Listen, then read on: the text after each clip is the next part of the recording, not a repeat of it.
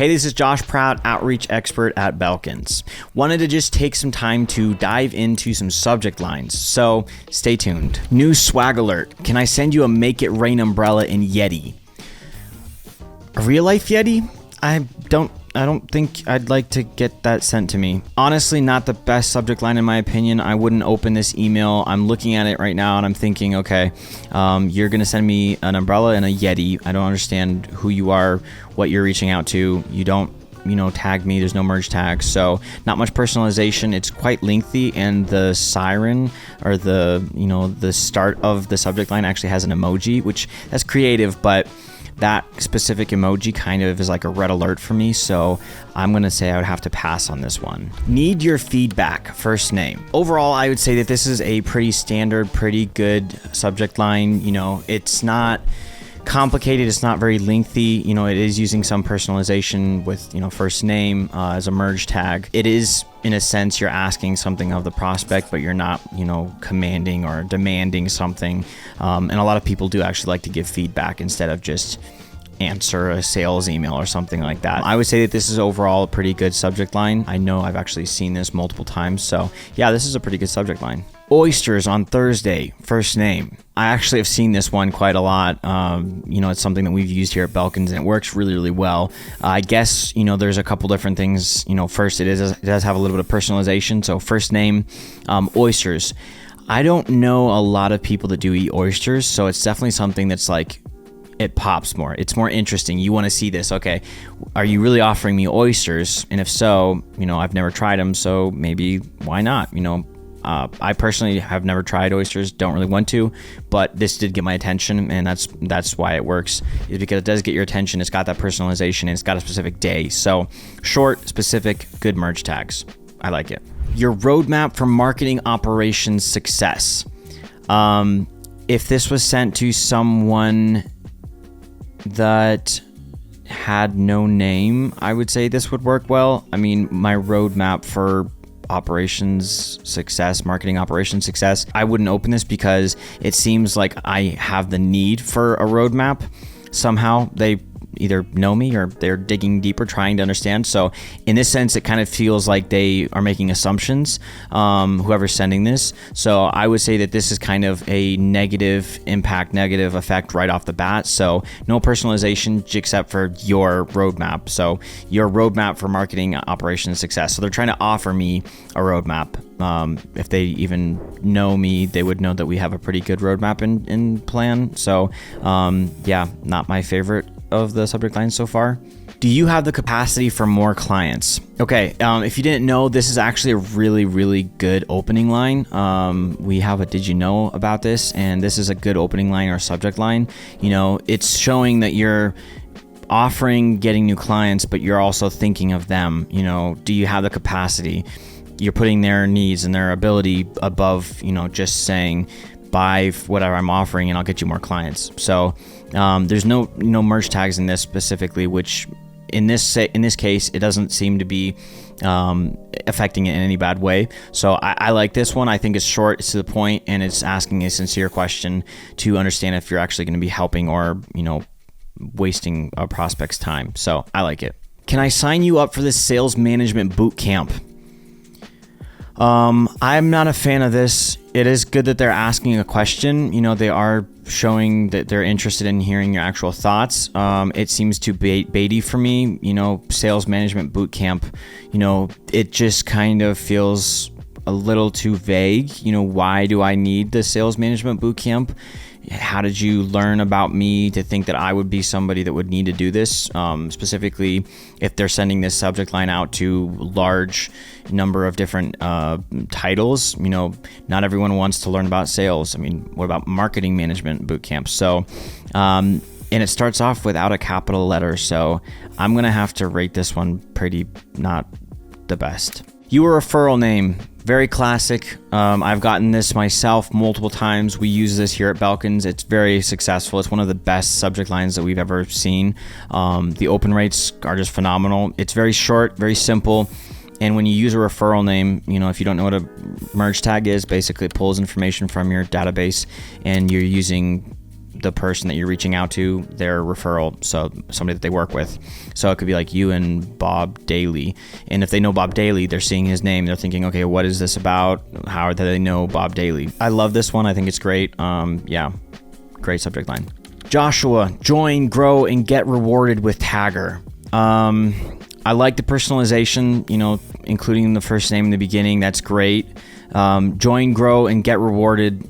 I don't feel like that's very specific. I think it's very vague. Join who, what, when, where, grow how, get rewarded with what. Tagger, I think this is probably the company name. So yeah, join, grow, and get rewarded with Tagger. I don't get any kind of information. I don't get any kind of stimulation to the point where I'm thinking, okay, I really want to open this email. It looks very generic, looks like a standard sales email subject line to me. So I would pass on this one. Belkins X Upfluence. So I think this one's a pretty good subject line in the sense of it's just very straightforward. There's quite a lot of subject lines, especially nowadays, that seem to be one thing and then you open the email and it's a completely different thing. That really drives me nuts. I do like that this, you can at least understand that it's like, hey, let's have a collaboration. And you get that sense right off the bat because it's just a company name and then another company name. So overall, I would say that this is a pretty good subject line. I've actually seen this and we've actually used this here at Belkins as well. So yeah, I like it. SEO-spam, paid guest posting services available. Do you need? Way too many red flags for me personally. The start is already enough. It's SEO-spam. They're basically saying this is spam. Paid guest posting services available. Do you need? Do you need to me sounds grammatically incorrect and it feels awkward. And then, just the whole thing in itself looks like a phishing scam, honestly, or just spam. So I would not open this email. I would not send this subject line. Yeah, that's all I can leave on this one. Belkins case studies. Belkins case studies. First off, there should be an apostrophe after Belkins, I believe. Belkins' case studies. Unless they're wanting to make no, I don't like this one. I think that this should be reworded for sure. What case study with who? Why do we need it? Are they offering to write case studies for us? Are they wanting to learn more about our case studies? I think for me personally, I would open this maybe just to... Actually, I wouldn't open this. I would just use the little preview. If you didn't know, you can actually see the little preview of the first sentence to get an understanding if they're actually asking a question about one of my case studies. But it's pretty obvious that this is not that, so I wouldn't open this. I wouldn't respond to this. Not a huge fan, just not set up. Did I lose you? Name. This looks like a follow-up subject line, which I think it's pretty simple, pretty straightforward. I like this. You're showing that you're interested, but you're not, spamming them with any too much additional information. Obviously, if you're following up, if it's a, third, fourth, fifth email, you're not wanting to send the same exact thing. So this looks to me like something that you would send after you've already sent them a subject line that has more information or something a little bit more straightforward, or if they've already responded. So I like this in general. I think that this one does work well. I've seen this one come to my mailbox multiple times. I've seen us use this as well. It has really good results. So I like the subject line. I think it's great. We know you'll love this. How? How do you know I love this? I don't like it when subject lines say, this, you need this. I guarantee. I think it's more successful if you say, I'm pretty sure you'll like this, or I'm pretty sure you'll love this. But when someone's trying to tell me that they know that I'll love this, I don't like that at all. It comes off to be very commanding or very overconfident. Plus, it doesn't have any personalization. If it said something like, Josh, I'm pretty sure you'll love this, maybe I'd open it. But this in itself, we know you'll love this. It sounds like they're sending this to everyone and just hoping to get some kind of response. So, unfortunately, no, I don't think this is a good subject line. I think we can, I think there should be tweaks made to this one that could be much better. Are you still with company? I love this. Obviously, this should have been a merge tag. I think that's supposed to be a merge tag. Are you still with ABC company? Are you with Belkins? This looks very good to me because it's showing you've done your due diligence. You've done a little bit of research to understand that they worked there at a time. You don't want to waste their time if they're not there anymore, but you are interested in getting in touch with somebody at that company. So it's showing a strategy in this small, just 5 words, so I love this. I think it's great. No need for an additional personalization. I mean, you could throw a first name in there, but overall, I think this is great. I like this a lot. Company X company intro call. Very straightforward. I know exactly what this is going to be about. They want to set up an intro call with me. I like that. I personally would rather get more emails and all be very upfront and straight about what it is, or cause me to kind of like in a artistic way question what is this email about. But I don't want to see the emails that don't have any kind of specific specifications or details about it. This one is very straightforward. This one shows exactly what it is. It's about this company and this company having an intro call. So I love it. I think this is great. You have to act now. Whoa. It says who? Once again, telling a prospect what they need to do, what they are going to love, what they do need to feel. I don't like that at all. You have to act now. It sounds threatening in a sense. I wouldn't open this at all. It seems like it's probably someone trying to scam you or spam you with either irrelevant information, or they're trying to do a phishing scheme. So unfortunately, I'm not a fan of this one at all. Need your attention, first name. This one, it does use the word need, so it does seem a little bit demanding, but it's got the personalization in there. So, I mean, need your attention. It shows that you really appreciate their attention. It's not saying I need you to buy this. I need you to do this for me. It's saying I just need your attention. It's saying I respect you as an individual, as an expert. I need your attention because it's important to me, and because it's influential for me, or because it could help us both, and then the personalization in there. So I love this. I think this is a great subject line. I wouldn't change anything there. I think that's a pretty good subject line overall. See what's new this November. I don't know what's old in October.